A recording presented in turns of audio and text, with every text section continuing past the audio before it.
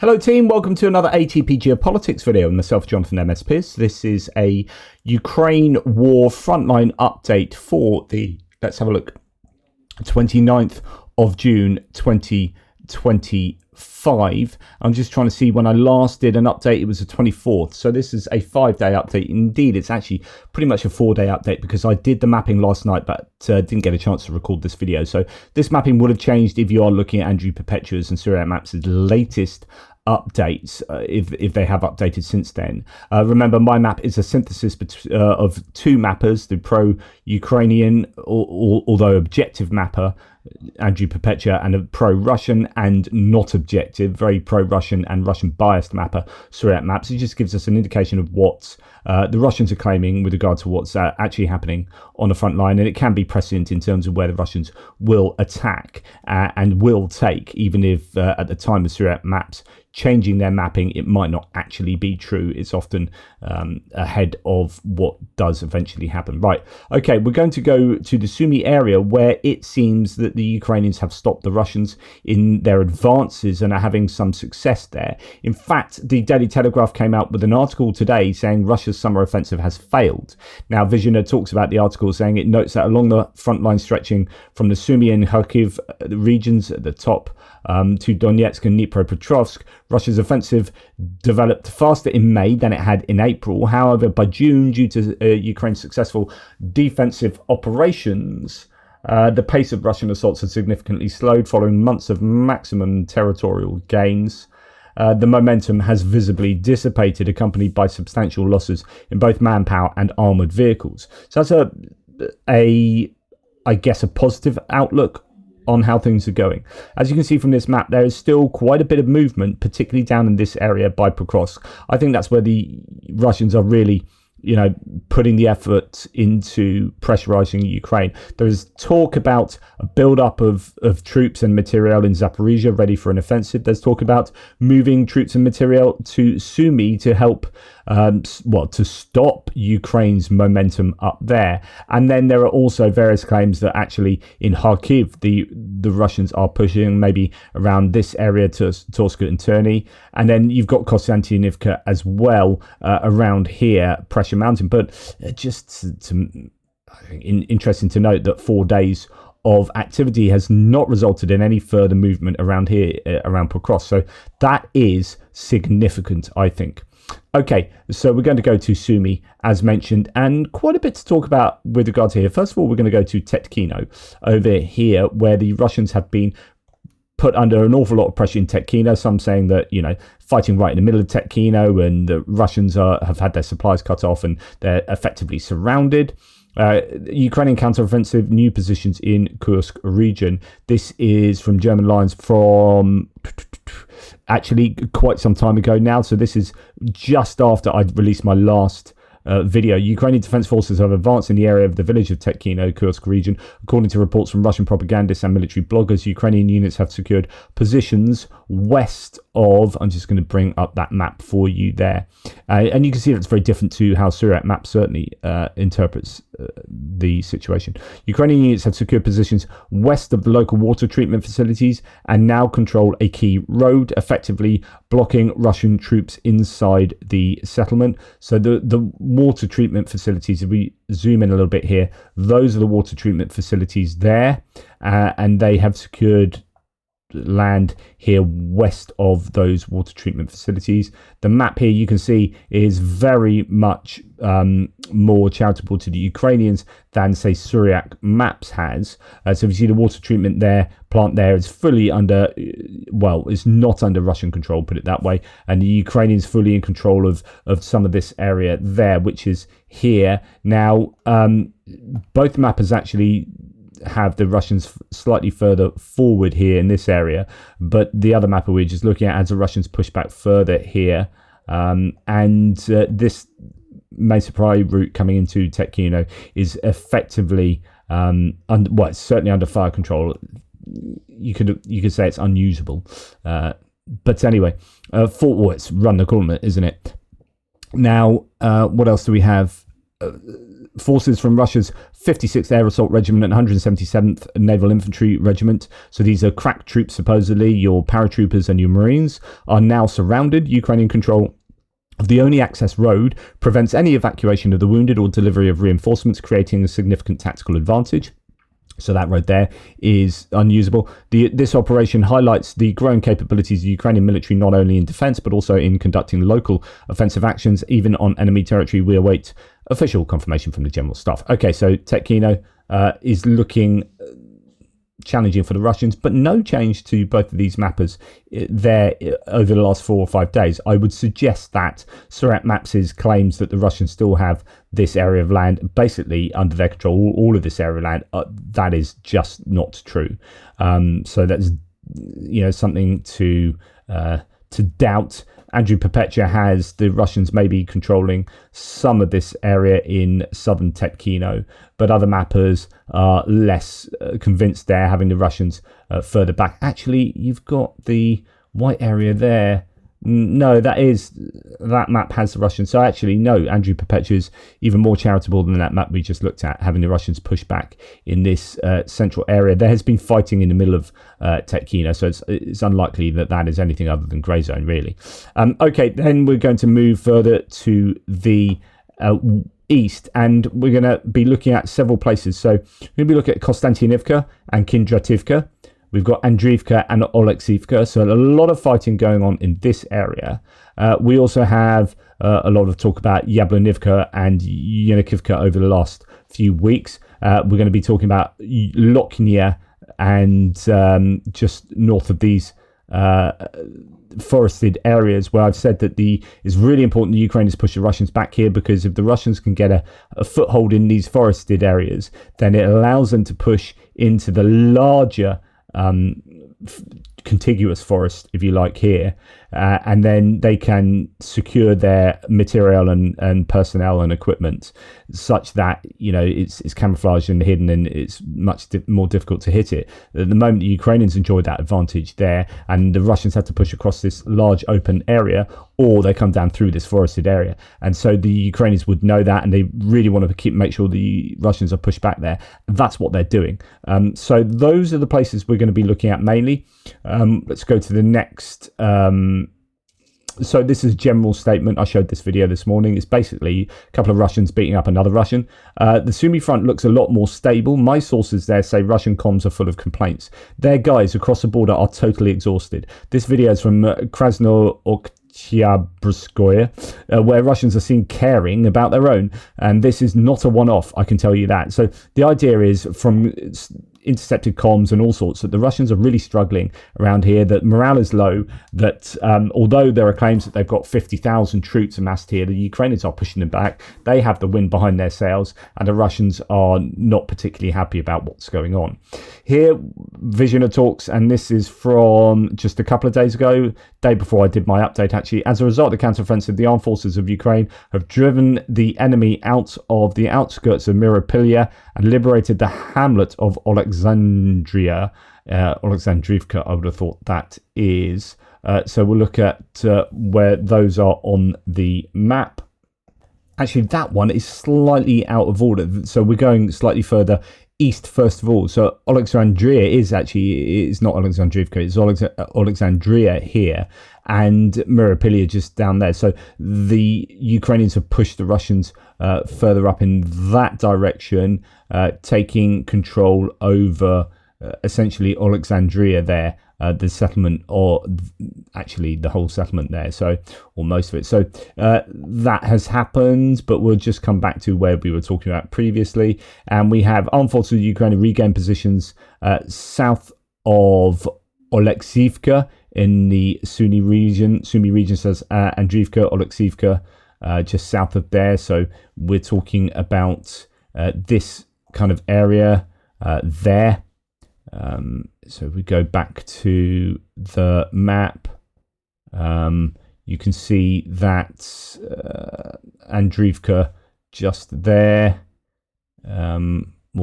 Actually, yeah, I was getting a bit confused. So that is saying that this area is taken back. That's now updated on both mappers anyway. So that's just confirmation that the Ukrainians have pushed the Russians back up that road going into Aleksandrivka here.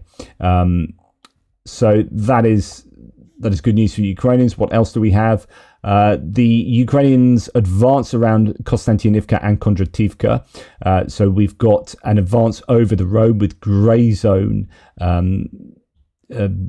making it, indicating there's quite a bit of conflict going on east of this road coming down. We're going to look at in a second, and we've already had Andriivka here taken back by the Ukrainians. So that's Andriivka, and then this is the road coming down, and the idea is that the Ukrainians are pushed back here just east of this road as it comes essentially north to south there. So they're pushing around Kondrativka, between Kostyantynivka and Kondrativka, as you can see from here. Kostyantynivka, Kondrativka, pushing across the road there, and trying maybe to cut off that settlement Kondrativka by pushing up through Andriivka, north of Andriivka, and then maybe joining up with pushing eastwards along here, north of Kondrativka, joining up and maybe cutting off Kondrativka, but we shall see. What else do we have? Ukrainians reporting another successful attack between Lochnia and Olesna. So you can see just the top of these forest areas, and actually that northernmost area of forestry. This is where I was saying is really important. So that's here. And then pushing up and taking this forested area there. So that gives them complete control over all of these ones into the north, and then you got these ones over back into Russia. There's a few just over the border into Ukraine there that they might want to get their hands on as well, just to make sure that they have as much buffer as possible. But that's really good news, and Surat maps indicating that the Ukrainians have pushed the Russians back quite considerably in that forested area. So that is good news for the Ukrainians. Okay, so what else do we have? So this is going much further to the east here. So the armed forces of Ukraine have taken control over the forested area near the village of Kucheryov in the Kursk region of Russia. So this is going across the Russian border. It's fairly insignificant, it has to be said, but this is going much further to the east over to here. That you see, that's part of of Russia, which is kind of going along, I guess, some kind of river there. You get the point here. Here we have it. Yeah, up there, and the Ukrainians pushing across the border just in a small area there. But you can see quite a bit of grey zone across the border. So the Ukrainians obviously having a bit of a good time here. So that is the area we're talking about on my map, although I need to refresh it. So here we have it. They've pushed across the border there, and much of this is grey zone, as you can see from Andrew Perpetua, not according to Surat maps, and that gives you a sense of the difference between these two mappers. In fact, quite a lot of area here, the Russians are still, according to Andrew, not fully in control, whether this is actually Belgorod region here, Belgorod there, Kursk up there. So in Belgorod, they'd attacked towards Demidovka, and I think there was fighting in Demidovka and also Grafovka, but then I think the Russians pushed them back, and it could be that Ukraine is still in control of Popivka, or it's a grey zone, but there is still activity going on around here, it seems. Right, the final one for this kind of general area is just confirming what we have just heard. The armed forces of Ukraine have advanced in the direction of the border village of Milaivka in Russia's Kursk region and established a foothold near the forested area adjacent to the settlement. So there you go. Only really minor gains there, though, for the Ukrainians. A little bit of a rejig here, maybe, or a little gain for the Russians. They are essentially in control of everything north of the river in Vovchansk, give or take. I mean, there's some contested area maybe here, but it's certainly, the main part of the town it's a little bit different as you go further to the east. They've really pushed the Ukrainians back, and they now have the aggregates plant, as according to Suryat maps. Andrew Perpetua still has this grey zone, actually. So maybe the Ukrainians are still fighting over that area, but Suryat maps indicating that the Russians might have a little bit more land over there. Obviously, some geolocated video shows them running around doing something there. And so he says that they control it now. It's been worrying in Kupiansk area, as the Russians have been active just north of the town of Kupiansk. They have been advancing here. Bridges have been blown prior to this. It's pretty tough for the Ukrainians around here, but actually no change in the last 4 days is good news for the Ukrainians. No change here, also good, although actually the Ukrainians were the ones pressing just south around Lazova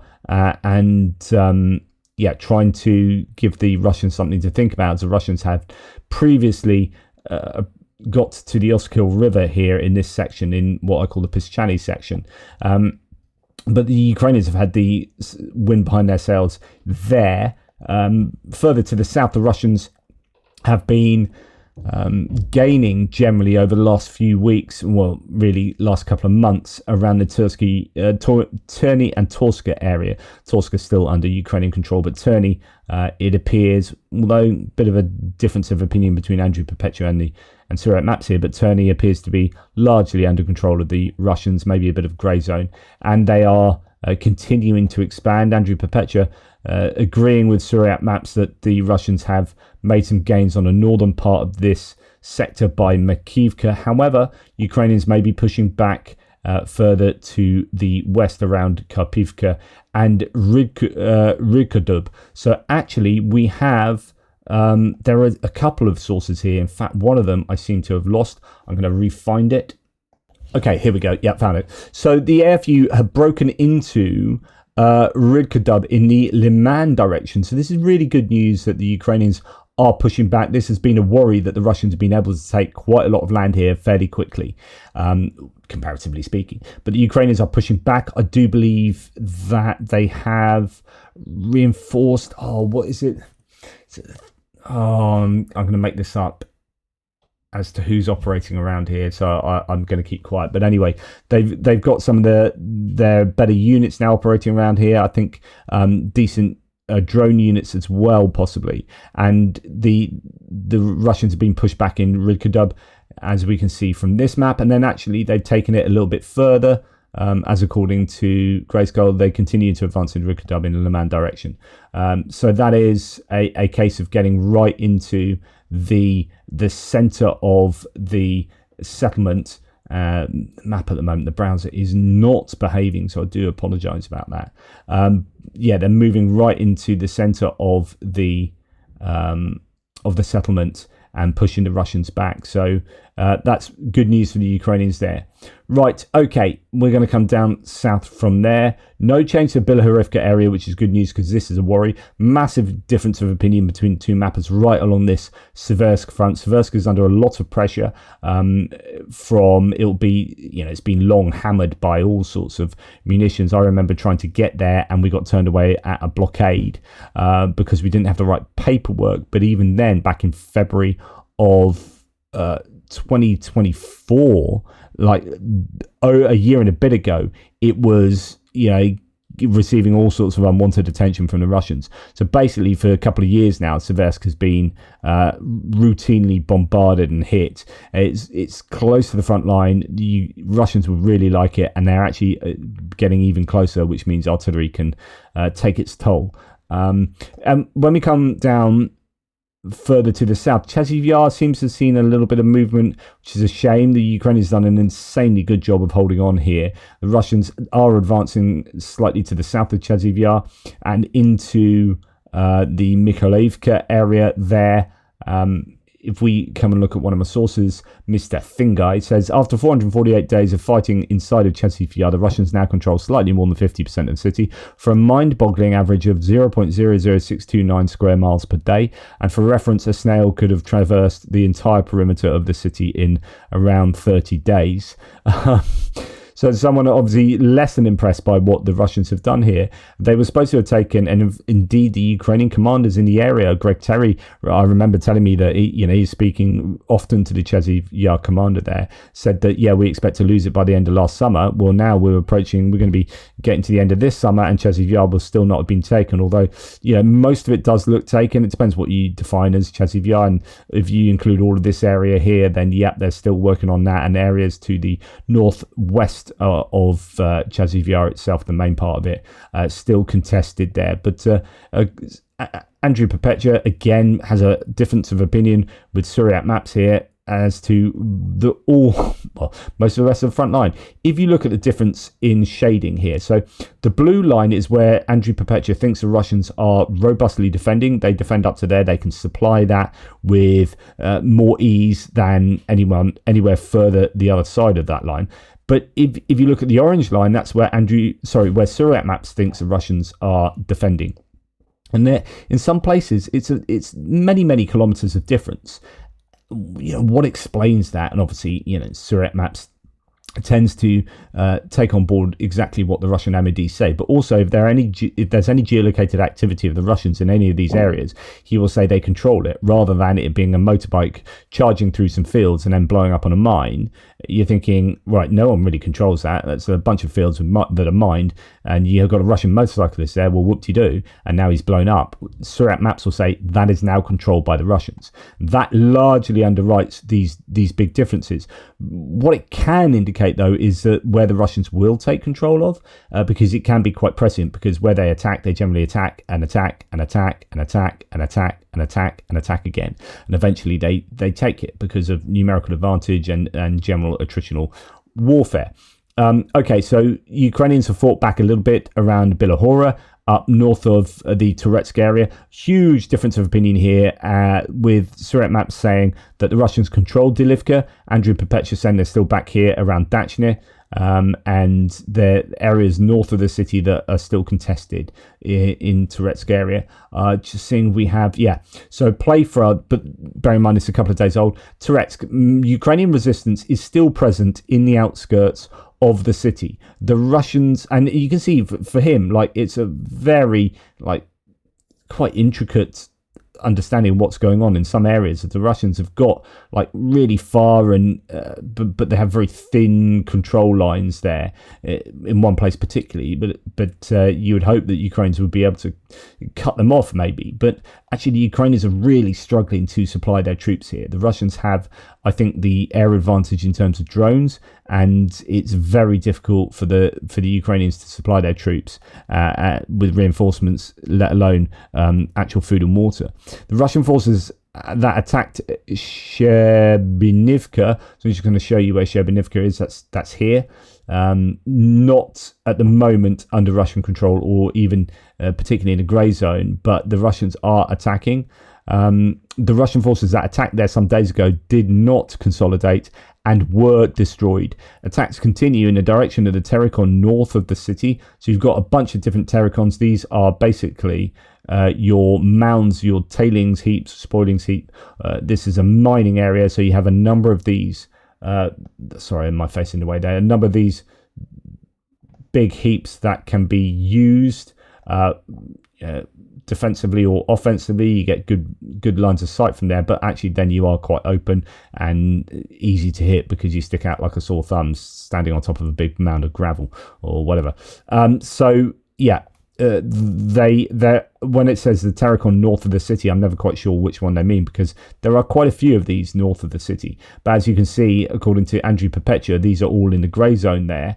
Suryat maps has the Russians controlling all of that, and then you've got this thin line out here that Playfra has coming up to up here. So there is some truth, it seems, to what Suryat map says. Playfra would say the Russians control all of this going back down here along that water course, but the rest of this area is actually grey zone, as Andrew Perpetua would stipulate. Right, okay.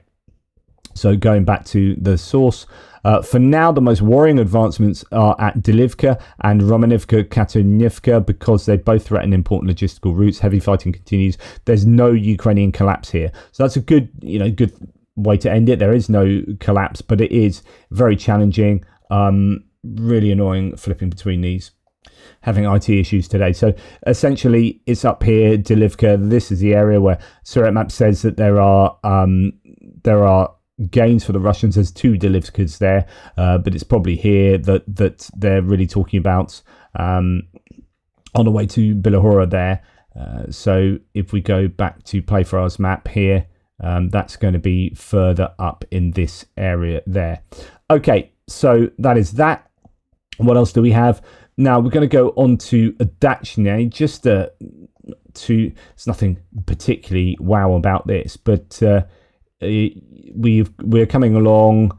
This is the worrying area where there is this T0504 highway from Stupotchki, Ivanivska, Stupotchki, Bakhmut, Ivanivska, Stupotchki to Kostyantynivka, comes through there, comes down here, and the Russians got to cross the road around this junction area, and they have quite quickly, again comparatively speaking, although it works out to be about 300 meters at most in a day, and as you can see, no change in the last 4 or 5 days, but is a particularly worrying advance because they are getting close to threatening Kostyantynivka from the southwest, but also coming round and skirting around the north of Pokrovsk and Myrnograd, which gives them options there. But anyway, we're coming down to see, okay, slightly worrying south of Pokrovsk, the Ukrainians have been pushed back around Shevchenko. This, I presume, is this the Shevchenko lithium mine area? I don't know. The talk about losing a lithium mine mentions Shevchenko in Donetsk Oblast, which could well be that Shevchenko. There's a very mining area, this whole area. Now, Udachne here is an area that the Ukrainians had retaken. I think the Russians had once taken Udachne. There's fighting over that. Kotlina as well. There still seems to be a lot of fighting over that area. Ukrainians had got halfway into Solone when they did a fight back around here and retook Uspanivka, but it seems like the Russians have then countered and have some momentum there. But this map just shows, it says barbed wire, it's actually concertina wire, which is far more difficult to navigate, and there are quite a lot of lines of concertina wire around this. This is, I think that's Udachne there. You've got concertina wire all over the shop here, showing that the Ukrainians have been thinking about their defences. So they have the settlement of Udachne, concertina wire all around it, lots of it around here as well, but the Ukrainians have ceded some territory there over recent days. Then when we come down further to the south, interesting that Andrew Perpetua has taken back the Russian control area just to the west of Andriivka there, northwest of Konstantinopil, whereas this is an area that Surat Maps claims the Russians have full control of. So it could be that you've got a pocket of Ukrainian control in here, and that there is an interesting sort of interpretation of what's going on from certainly from Andrew Perpetua, that there's this kind of thin area of control striking out towards the northwest here, but actually other areas are not under Russian control. Surat Maps is just like, yeah, they control it all, not a problem. And yeah, there you go. So it's not definitely the case that the Russians do control all of this, although there's some agreement that they are making. This is Shevchenko. This could be is that Donetsk Oblast still? Just trying to work that out. Yeah, Donetsk. So this is your Shevchenko. This will be where they've just taken the mine. So this is a lithium mine, which is also it does have other rare earth metals as well. That will be the worrying move that the Russians have made recently. So that's your Shevchenko with the rare earth minerals. Real shame there, and a bit of a gain further to the south, as according to Andrew Perpetua, but that's in line with what Surat Maps had already claimed. Okay, so that's basically your Donetsk front right down to the south. Then we can see here some claims that the Russians are taking land back towards Kamianske. And indeed, this is one of those rare times where Andrew Perpetua has the Russians in control of more land than Syriac maps. So yeah, that's what we're thinking about. So we go to Andrew Perpetua talking about that before we skip back to another couple of places. Odd how this went largely ignored, he said. So Ukraine Daily Update said, on June the 25th, so 4 days ago, a video emerged showing the Ukrainian airstrike on an abandoned school in Kamianske, Zaporizhzhia. The strike caused severe structural damage. Kamianske has been on the front line since 2022. The drained Yanchik reservoir acts as a natural boundary. So this is one of these big buildings that I think I showed you that. Now, this was a guided glide bomb attack on the building by the Ukrainians, but the location of the building is right within Kamianske. So as was mentioned, there's some natural geography here that separates the two sides, where to the north, Ukraine has a control as the Dnipro river that comes in. No, it's not. That comes in from the north down there. It's much bigger.